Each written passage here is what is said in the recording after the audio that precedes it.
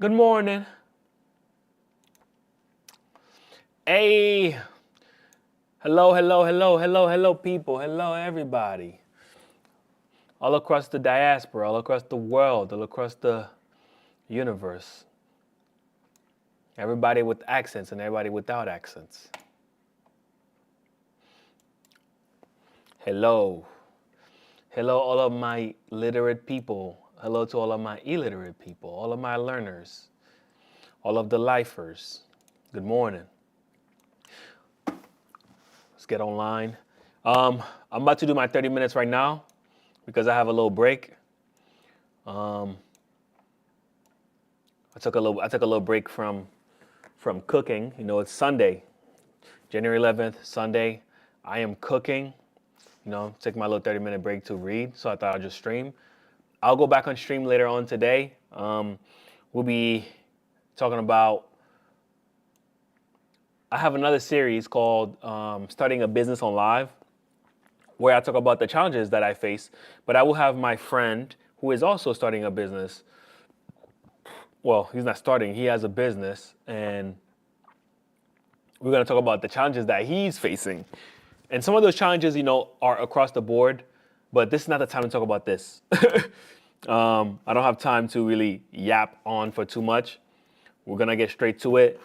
You know, usually what would happen is I would read this, while I'm on a break. So that's exactly what we're going to do.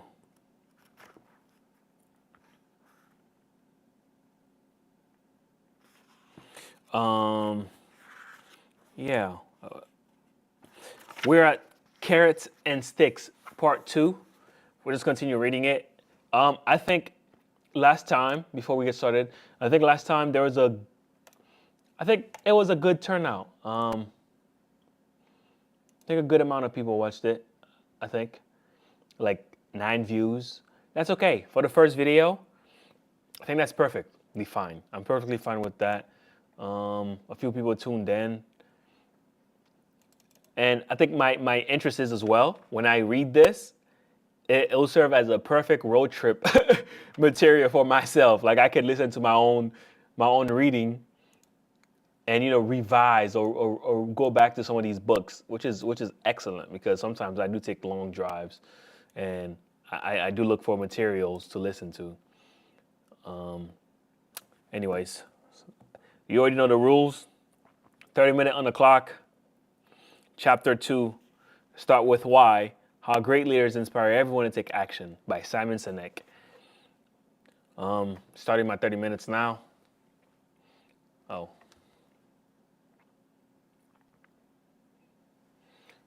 Starting my 30 minutes now. And as always, you know, I'm still practicing reading on live and reading out loud. So this is a new skill. I mean, I think I can read for the most part, but let's get to it, man. Let's get to it. Enough talking.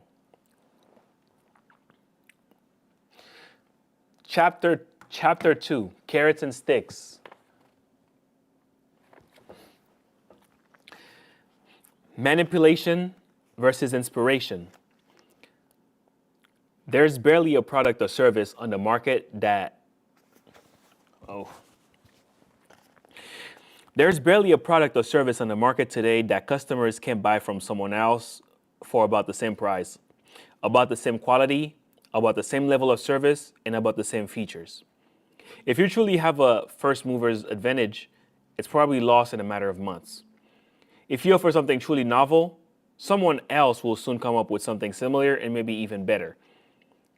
But if you ask most businesses why their customers are their customers, most will tell you it's because of superior quality, features, price, or service. In other words, most companies have no clue why their customers are their customers. This is a fascinating realization. If companies don't know why their customers are their customers, odds are good that they don't know why their employees are their employees either. If most companies don't really know why their customers are their customers or why their employees are their employees, then how do we know But how do they know how to attract more employees and encourage loyalty among those they already have? The reality is, most businesses today are making decisions based on a set of incomplete or worse, completely flawed assumptions about what's driving their business. There are only two ways to influence human behavior. You can manipulate it or you can inspire it. When I mention manipulation, this is not necessarily, I don't know what that word is, pejorative.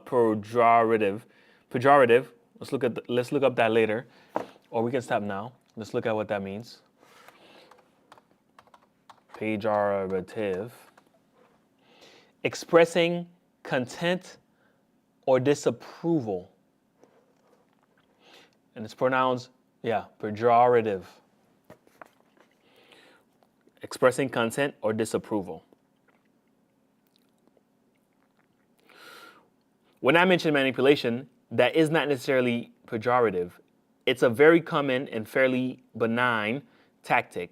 In fact, many of us have been doing it since we were young. I'll be your best friend is the highly effective negotiating tactic employed by generations of children to obtain something they want from a peer. And as any child who has ever handed over candy hoping for a new best friend will tell us, it works. From business to politics, manipulations run rampant in all forms of sales and marketing. Typical manipulation includes dropping the price, running a promotion, using fear, peer pressure, or aspirational messages, and promising innovation to influence behavior, be it a purchase, a vote, or support. When companies or organizations do not have a clear sense of why their customers are their customers, they tend to rely on a disproportionate number of manipulations to get what they need. And for good reasons. Manipulations work. Price. Many companies are reluctant to play the price game, but they do so because they know it is effective. So effective, in fact, that the temptation can sometimes be overwhelming.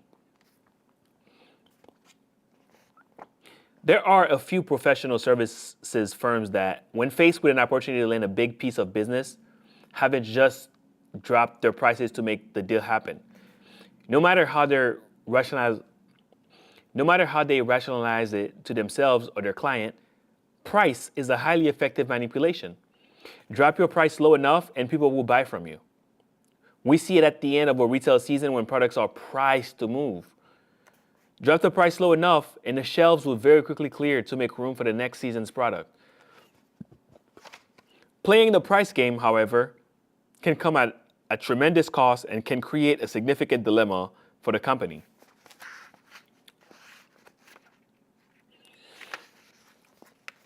Hold on. For the seller, selling based on price is like heroin, the drug. The short-term gain is fantastic, but the more you do it, the harder it becomes to kick the habit. Once buyers get used to paying a lower than average price for a product or service, it is very hard to get them to pay more. And the sellers, facing overwhelming pressure to push prices lower and lower in order to compete, find the margins cut slimmer and slimmer. This only drives the need to sell more to compensate. And the quickest way to do that is price again. And so the down spiral and price addiction sets in. In the drug world, these addicts are called junkies. In the business world, we call them commodities. Insurance, home computers, mobile phone services, any number of packaged goods. The list of commodities created by the price game goes on. In nearly every circumstance, the companies that are forced to treat their products as commodities brought it upon themselves. I cannot debate that dropping the price is not a perfectly legitimate way of driving business. The challenge is staying profitable. Walmart seems to be an exception to the rule. They have built a phenomenally successful business playing the price game, but it also came at a high cost. Scale helped Walmart avoid the inherent weakness of a price strategy. But the company's obsession with price above all else has left it scandal written and hurt its reputation. And every one of the company's scandals was born from its attempt to keep costs down so it could afford to offer such low prices. Price always costs something. The question is, how much are you willing to pay for the money you make? I don't know. Zero. I'm not willing to pay nothing. At least not in terms of fiscally. You pay with your time. We always pay. That's the number one thing in econ is, everything costs something. No such thing as a free lunch. Promotions. General Motors had a global goal. General Motors had a bold goal to lead the American automotive industry in market share. In the 1950s, there were four choices of car manufacturers in the United States: GM, Ford, Chrysler, and AMC. Before foreign automakers entered the field, GM dominated. New competition, as one would expect, made the goal harder to maintain. I don't need to provide any data to explain how much has changed in the auto industry in 50 years. But General Motors had held fast through most of the last century and maintained its price dominance. Since 1990, however, Toyota's share of the US market has more than doubled. By 2007, Toyota's share had climbed to 16.3% from only 7.8%. During the same period, GM saw its US market share drop dramatically from 35% in 1990 to 23.8% in 2007. And in early 2008, the unthinkable happened. US consumers bought more foreign-made automobiles than ones made in America. Since the 1990s,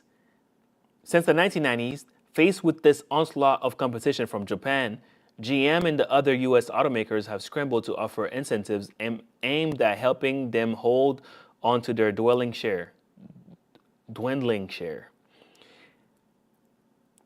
Heavily promoted with advertising, GM for one has offered cashback incentives between $500 and $7,000 to consumers who bought their cars and trucks.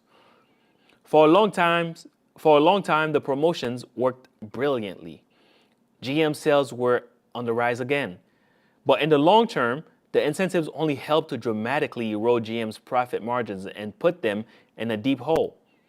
In 2007, GM lost $729 per vehicle, in large part due to incentives. Realizing that the model was unsustainable, GM announced it would reduce the amount of the cashback incentives it offered. And with that reduction, sales plummeted. No cash, no customers. No cash, no customers. The auto industry had effectively created cashback junkies out of customers, building an expectation that there is no such thing as full price. Whether it is 2 for 1 or free toys inside, promotion are such common manipulation that we often target. Whether it is 2 for 1 or free toy inside, promotions are such common manipulations that we often forget that we're being manipulated in the first place. Next time you're in the market for a digital camera, for example, pay attention to how you make your decision. You'll easily find 2 or 3 cameras with the specifications you need: size, number of megapixels, comparable price, good brand name. Perhaps one has a promotion, a free carrying case or free memory card. Given the relative parity of these features and benefits, that little something extra is sometimes all it takes to tip the scale. In the business-to-business world, promotions are called value added, but the principles are the same. Give something away for free to reduce the risk so that someone will do business with you. And like price, promotions work. The manipulative nature of promotions is so well established in retail that the industry even named one of the principles. They called it breakage. Breakage measures the percentage of consumers who fail to take advantage of a promotion and end up paying full price for a product instead. This typically happens when buyers don't bother performing the necessary steps to claim their rebates. A process purposely kept complicated or inconvenient to increase the likelihood of mistakes or inaction to keep that breakage number up. Rebates typically require the consumer to send in a copy of a receipt, cut out a barcode from the packaging, and painstakingly fill out a rebate form with details about the product and how it was purchased. Sending in the wrong part of the box or leaving out a detail on the application can delay the rebates for weeks, months, or void it altogether. The rebate industry also has a name for the number of customers who just don't bother to apply for the rebate, or who never cash the rebate check they receive. That's called slippage. For businesses, the short-term benefits of rebates and other manipulations are clear. A rebate lures customers to pay full price for a product that they may have considered buying only because of the prospect of a partial refund. But nearly 40% of those customers never get the lower price they thought they were paying. Call it a tax on the disorganized, but retailers rely on it. Regulators have stepped up the scrutiny of the rebate industry, but with only limited success. The rebate process remains cumbersome, and that means free money for the seller. Manipulation at its best, but at what cost? Subsection, fear. If someone were to hold a bank, that section, I already read this section. I was thinking about doing a video on it, actually, because I found it to be funny or interesting. Subsection, fear. If someone were to hold up a bank with a banana in his pocket, he would be charged with armed robbery. Clearly, no victim was in danger of being shot, but it is the belief that the robber has a real gun that is considered by law and for a good reason. Knowing full well that fear will motivate them to comply with his demand, the robber took steps to make his victims afraid. Fear, real or perceived, is arguably the most powerful manipulation of the lot. This is a quote. No one ever got fired for hiring IBM, goes the old adage, describing a behavior completely born out of fear. An employee in a procurement department tasked with finding the best suppliers for a company turns down a better product at a better price simply because it is from a smaller company or lesser known brand. Fear, real or perceived, that his job would be on the line if something went wrong was enough to make him ignore the express purpose of his job, even do something that was not in the company's best interest. When fear is employed, facts are incidental, deeply seated in our biological drive to survive. That emotion cannot be quickly wiped away with facts and figures. This is how terrorism works. It's not the statistical probability that one could get hurt by a terrorist, but it's the fear that it might happen that cripples a population. A powerful manipulator. Fear is often used with far less nefarious motivations. We use fear to raise our kids. We use fear to motivate people to obey a code of ethics. Fear is regularly used in public service ads, say to promote child safety or AIDS awareness or the need to wear seatbelts.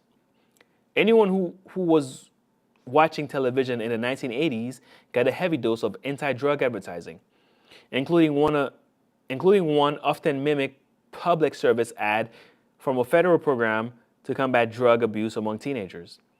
This is your brain, the man's voice said as he held up a pristine white egg. Then he cracked the egg into a frying pan of spattering hot oil. This is your brain on drugs. Any questions? I have a lot of questions. But let's not talk about the drug stuff. And another ad intended to scare the hell out of any brash teenager. Cocaine doesn't make you sexy. It makes you dead. Likewise, when politicians say their opponents will raise taxes or cut spending on law enforcement, or the evening news alert you that your health or security are at risk unless you tune in at 11, Both are attempting to seed fear among voters and viewers, respectively. Businesses also use fear to agitate the insecurity we all have in order to sell products. The idea is that if you don't buy the product or service, something bad could happen to you. Every 36 seconds, someone dies of a heart attack, states an ad for a local cardiac specialist. Do you have Rendon? Your neighbor does. Reads the ad on the side of a truck for some company selling a home pollution inspection service. And of course, the insurance industry would like to sell you term life insurance before it's too late. If anyone has ever sold you anything with the warning to fear the consequences if you don't buy it, they are using a proverbial gun to your head to help you see the value of choosing them over their competitors. Or perhaps it's just a banana, but it still works. Subsection: Aspirations. Quitting smoking is the easiest thing I've ever done, said Mark Twain. I've done it hundreds of times. If fear motivates us to move away from something horrible, aspirational messages tempt us towards something desirable. Marketers often talk about the importance of being aspirational, offering someone something they desire to achieve and the ability to get there more easily with a particular product or service. 6 steps to a happier life. Work those abs to your dream size dress. In 6 short weeks, you can be rich. All these messages manipulate. They tempt us with the things we want to have or to be the person we wish we were. Though positive in nature, aspirational messages are most effective with those who lack discipline or have a nagging fear or insecurity that they don't have the ability to achieve their dreams on their own, which at various times, for various reasons, is everyone. I always joke that you can get someone to buy a gym membership with an aspirational message, but to get them to go 3 times a week requires a bit of inspiration. Someone who lives a healthy lifestyle and is in a habit of exercising does not respond to 6 easy steps to losing weight. It's those who don't have the lifestyle that are most susceptible. It's not news that a lot of people try diet after diet after diet in an attempt to get the body of their dreams. And no matter the regime they choose, each comes with the qualification that regular exercise and a balanced diet will help boost results. In other words, discipline. Gym membership tends to rise about 12% every January as people try to fulfill their New Year's aspiration to live a healthier life. Yet only a fraction of those aspiring fitness buffs are still attending the gym by the end of the year. Aspirational messages can spur behavior, but for most, it won't last. Aspirational messages are not only effective in the consumer market, they also work quite well in business-to-business transactions. Managers of companies, big and small, all want to do well, so they make decisions, hire consultants, and implement systems to help them achieve that desired outcome. But all too often, it is not the system that fails, but the ability to maintain them. I can speak from personal experience here. I've implemented a lot of systems or practices over the year to help me achieve the success to which I aspire, only to find myself back to my old habits 2 weeks later. I aspire for a system that will help me avoid implementing systems to meet all of my aspirations. But I probably wouldn't be able to follow it for very long. This short-term response to long-term desire is alive and well in corporate world also. A management consultant friend of mine was hired by a billion-dollar company to help it fulfill its goals and aspirations. The problem was, she explained, no matter the issue, the company's manager were always drawn to the quicker, cheaper option over the better long-term solution. Just like the habitual dieter, they never have the time or money to do it right the first time. she said of her client, but they always have the time and money to do it again. Such a great analogy because it's true. If you work a 9 to 5, you already know that's true. Peer pressure. 4 out of 5 dentists prefer Trident. Touts the chewing gum advertisement and in an attempt to get you to try the product. A double-blind study conducted at a top university concluded. Pushes a late-night infomercial. If the product is good enough for professionals, it's good enough for you. The advertising eggs on. With over 1 million satisfied customers and counting. Teases in another ad. These are all forms of peer pressure. When marketers report that a majority of a population or a group of experts prefers the product over another, they are attempting to sway the buyer to believe that whatever they are selling is better. The peer pressure works because we believe that the majority or the experts might know more than we do. Peer pressure works not because the majority or the experts are always right, but because we fear that we may be wrong. Celebrity endorsements are sometimes used to add peer pressure to the sales pitch. If he uses it, we're supposed to think it must be good. This makes sense when we hear Tiger Woods endorses Nike golf product or Titleist golf balls. Woods' deal with Nike is actually credited for putting the company on the map in the golf world. But Tiger has also endorsed General Motors cars, management consulting services, credit cards, food, and Tag Heuer watch designed especially for the golfer. The watch, incidentally, can withstand a 5,000 G-shock. The hell is that? A level of shock more likely experienced by a golf ball than a golfer. But Tiger endorsed it, so it must be good. Celebrity endorsements are also used to appeal to our aspirations and our desire to be more like them. The most explicit example was Gatorade. I want to be like Mike campaign, which tempted youngsters to grow up and be just like Michael Jordan if they drink Gatorade. With many other examples of celebrities' endorsements, however, it is harder to see connections. Sam Waterston of Law and Order fame, for example, sells online trading from TD Ameritrade. But for his celebrity, it's uncertain what an actor famed for convicting homicidal maniacs does for the brand. I guess he's trustworthy? Impressionable youth are not the only ones subject to peer pressure. Most of us have probably had an experience of being pressured by a salesman.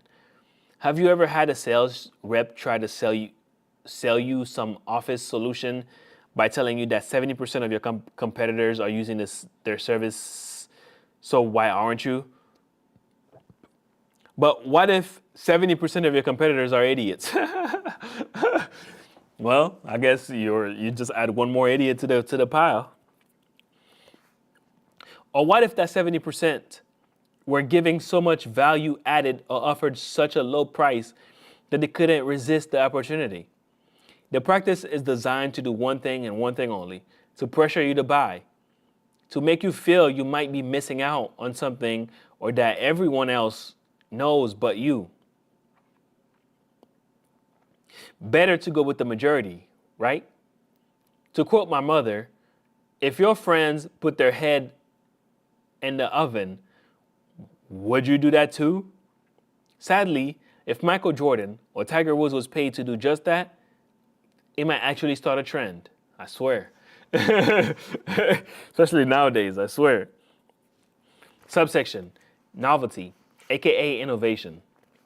In a major innovation in design and engineering, Motorola has created a phone of first, reads a 2004 press release that announced the launch of the mobile phone manufacturer's newest entry to the ultra-competitive mobile phone market. The combination of metals such as aircraft-grade aluminum with new advances such as an internal antenna and chemically etched keypad led to the formation of a device that measures just 13.9 millimeters thin. And it worked. Millions of people rushed to get one. Celebrities flashed their razors on the red carpet. Even a prime minister or two was seen talking on one. Having sold over 50 million units, few could argue that the Razr wasn't a huge success. By surpassing current mobile expectations, the Razr represents Motorola's history of delivering revolutionary innovations, said former Motorola CEO Ed Zender of his new Wonder product, while setting a new bar of future product coming out of the wireless industry.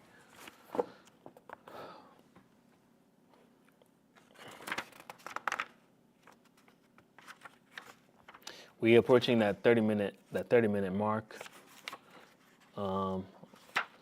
We might. No, we're just gonna start back from this. This one product was a huge financial success for Motorola. This was truly an innovation of monumental proportions, or was it? Less than 4 years later, Zeners was forced out. The stock traded at 50% of its average value since the launch of the Razr, and Motorola competitors had easily surpassed the Razrs. Features and functionalities with equally innovative new phones. Motorola was once again rendered just another mobile phone manufacturer fighting for its piece of the pie. Like so many before it, the company confused innovation with novelty. Real innovation changes the course of industries or even society. The light bulb, the microwave oven, the fax machine, iTunes. These are true innovations that change how we conduct business, altered how we live our lives, and in the case of iTunes, challenge an industry to completely reevaluate its business model. Adding a camera to a mobile phone, for example, is not an innovation. A great feature, for sure, but not an industry-altering. With this revised definition in mind, even Motorola's own description of its new product becomes just a list of a few great features: a metal case, hidden antenna, flat keypad, and a thin phone. Hardly revolutionary innovation. Motorola had successfully designed the latest shiny object for people to get excited about, at least until a new shiny object came out. And that's the reason these features are more a novelty than an innovation. They are added in an attempt to differentiate, but not reinvent. It's not a bad thing, but it can be counted on to add any long-term value. It can be counted on to add any long-term value. Novelty can drive sales. The Razr proved it, but the impact does not last. If a company adds too many novel ideas too often, that's and time, 30 minutes. Yeah, we're gonna stop after this page, this last sentence. And novelty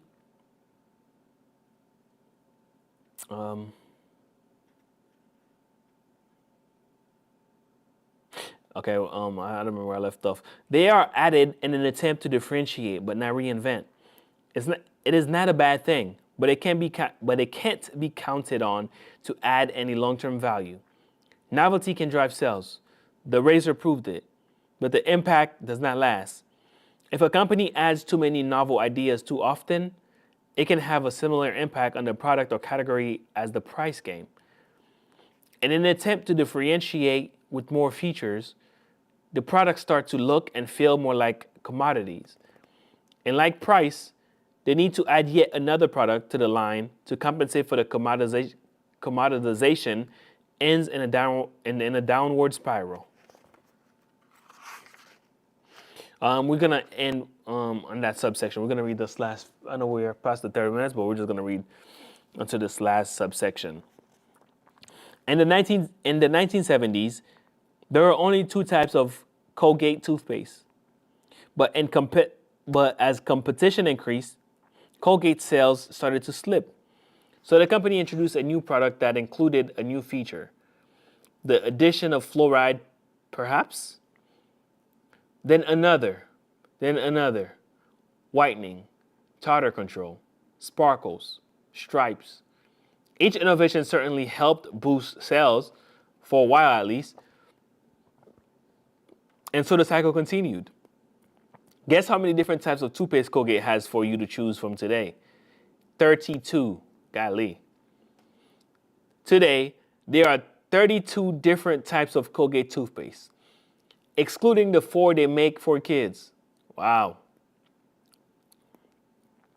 And given how each company responds to the innovations of the other, that means that Colgate's competitors also sell a similar number of variants that offer about the same quality, about the same benefits, at about the same price. There are literally dozens and dozens of toothpaste to choose from. Yet, there is no data to show that Americans are brushing their teeth more now than they were in the 1970s. Thanks to all this innovation, it has become almost impossible to know which toothpaste is right for you. So much so that even Colgate offers a link on their website called Need Help Deciding? If Colgate needs to help us pick one of their products because there are too many variations, how are we supposed to decide when we go to the supermarket without their website to help us? Once again, this is an example of the newest set of shiny objects designed to encourage a trial or purchase. What companies cleverly disguise as innovation is a fact novelty. And it's not only packaged goods that rely on novelty to lure customers. It's a common practice in other industries too.